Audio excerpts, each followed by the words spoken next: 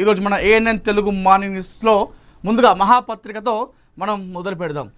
మహాపత్రికలో ఈరోజు మనం top news చూసుకుంటే సోషల్ వార్ దుర్వినియోగంపై ఉక్కుపాదం, రాష్ట్ర స్థాయిలో సోషల్ మీడియా రెస్పాన్స్ సెల్ ఏర్పాటు, చంద్రబాబు కీలక నిర్ణయాలు తీసుకున్నట్టుగా తెలుస్తూ ఉంది కేబినెట్లో.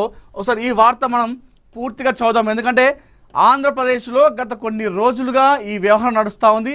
సోషల్ మీడియాలో వార్ నడుస్తూ ఉంది. కూటమి ప్రభుత్వం వర్సెస్, అదేవిధంగా వైసీపీ, అదేవిధంగా కొంతమంది జర్నలిస్టులు వర్సెస్ కూటమి, మరికొంతమంది జర్నలిస్టులు వర్సెస్ అదేవిధంగా అటు వైసీపీ. ఈ విధంగా ఒక రచ్చత నడుస్తూ ఉంది. ఆంధ్రప్రదేశ్లో ఒక సోషల్ వార్ నడుస్తూ ఉంది. దీనిపైన ఆంధ్రప్రదేశ్ కూటమి ప్రభుత్వం అయితే ఒక కీలక నిర్ణయం తీసుకున్నట్టుగా తెలుస్తూ ఉంది కేబినెట్లో. సో దీనిపైన ఉక్కుపాదం మోపే విధంగా కూడా వాళ్ళు చర్యలు తీసుకున్నట్టుగా తెలుస్తూ ఉంది. సో చంద్రబాబు దీనిపైన చాలా అంటే చాలా సీరియస్ కావడం జరిగిందంట. సో వార్త చదువుదాం. ముఖ్యమంత్రి చంద్రబాబు అధ్యక్షతన శుక్రవారం జరిగిన రాష్ట్ర మంత్రిమండలి సమావేశం పలు కీలక నిర్ణయాలకు ఆమోద ముద్ర వేసింది.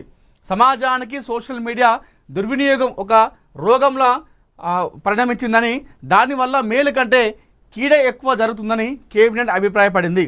వ్యక్తిగత హననం, ప్రభుత్వాలపై అబద్ధ ప్రచారం, మహిళలను కించపరచడం వంటివి శృతిమించుతున్నాయని ఆందోళన వ్యక్తం చేసింది. ఈ నేపథ్యంలో సోషల్ మీడియాలో అనైతిక కార్యకలాపాలను ఏమాత్రం ఉపేక్షించకూడదని ముఖ్యమంత్రి చంద్రబాబు స్పష్టమైన ఆదేశాలు జారీ చేశారని మంత్రి పార్థసారథి తెలిపారు. దీనికోసం కొన్ని కీలక చర్యలను కేబినెట్ ఆమోదించిందని వివరించారు. రాష్ట్ర స్థాయిలో ఒక సోషల్ మీడియా రెస్పాన్స్ సెల్ ఏర్పాటు చేయాలని నిర్ణయించారట. దుర్వినియోగం, విద్వేష ప్రచారాలను అరికట్టేందుకు రాష్ట్ర స్థాయి టాస్క్ ఫోర్స్ ఏర్పాటుతో పాటు విద్వేషాలు వ్యాప్తి చేసే హ్యాండిల్స్ను గుర్తించడానికి ఆధునిక ఫోరెన్సిక్ టూల్స్ కొనుగోలుకి నిధులు కేటాయించాలని నిర్ణయించినట్టుగైతే మనకు తెలుస్తూ ఉంది.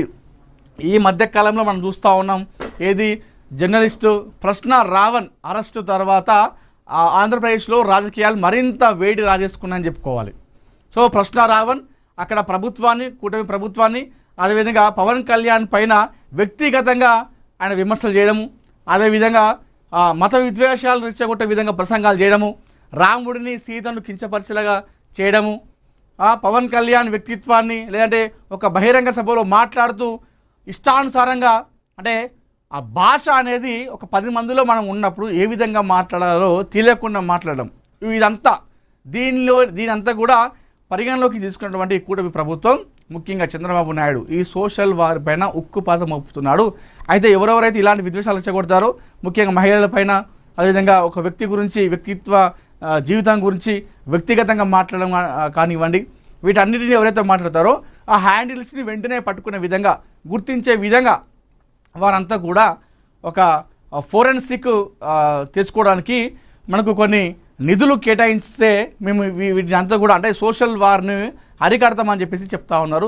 సో చూద్దాం మరి ఇది నిజంగా వాస్తవం చూసుకోవాలంటే ఈ మధ్యకాలంలో ఇది మరింత అంటే చాలా రెచ్చిపోతూ ఉన్నాయి ఈ సోషల్ వార్ అని చెప్పుకోవాలి. వ్యక్తిత్వాల గురించి ఇష్టానుసారంగా మాట్లాడము, వాళ్ళ తల్లులను బయటికి తీసుకురావడము, భార్యలను బయటికి తీసుకురావడము, వాళ్ళ పిల్లల్ని బయటికి తీసుకురావడము, ఆ వ్యక్తి గురించి, వ్యక్తిగత జీవితం గురించి బయటికి తీసుకురావడము, ఇవన్నీ కూడా జరుగుతూ ఉన్నాయి. సో ఇదంతా కూడా మంచిది కాదు. ఇది ఎవరైనా సరే ఈ రాజకీయాల్లో ఇలాంటివి అస్సలు ప్రోత్సహించద్దు. మనకు అనవసరం, ఇవన్నీ కూడా అవసరమైన విషయాలు. మీరు ఎందుకు వచ్చారు రాజకీయాల్లోకి? ఈ పని చేద్దామని వచ్చారు. ఆ పని చేయకపోతే నువ్వు ఈ పని చేయలేరు నాయన, నువ్వు ఓట్లకు వచ్చినావు ఈ పనితోనే, నువ్వు ఆ పని చేయలేదు, ఆ పని చేయి, అంతే ఉండాలి. కానీ నీకు 3 పెళ్ళిళ్ళు అయినాయి, నీకు 4 పెళ్ళిళ్ళు అయినాయి, నీ భార్య అక్కడ, నీ తల్లి ఇక్కడ, ఇవన్నీ అనవసరం కదా, మనకెందుకు ఇవి? అలాంటి రాజకీయాలు చేసేటువంటి రాజకీయ నాయకులను కూడా అసలు పాలిటిక్స్లోనికి ఎంట్రీ ఇవ్వద్దు. ముందు ఇట్లాంటి వ్యక్తిగత జీవితాల గురించి మాట్లాడే వాళ్ళను రాజకీయాలకు తీసుకోవద్దు, అలాంటి వాళ్ళకి టికెట్ కూడా ఇవ్వద్దు. ఇది అక్కడికే బంద్ అయిపోతుంది. లేదంటే టికెట్ తీసుకొని గెలిచినాకనో లేకపోతే ప్రతిపక్షంకి వెళ్ళిన తర్వాతనో ఇష్టానుసారంగా వ్యక్తిగత జీవితాల గురించి మాట్లాడమనేది ఇది కరెక్ట్ కాదు. అన్న రాజ్యం కాదు, అక్క రాజ్యం ఎలా ఉంటుందో చూపిస్తా, కల్వకుంట్ల కవిత. సో ఇన్ని రోజులు అన్నారాజ్యం అంటే మగవాళ్ళు రాజకీయం చేస్తే చూసిరు కదా, ఈ కాంచెల్లి ఒక అక్క రాజ్యం అంటే ఒక మహిళ రాజకీయం చేస్తే ఎట్లుంటుందో నేను చూపిస్తా అని చెప్పేసి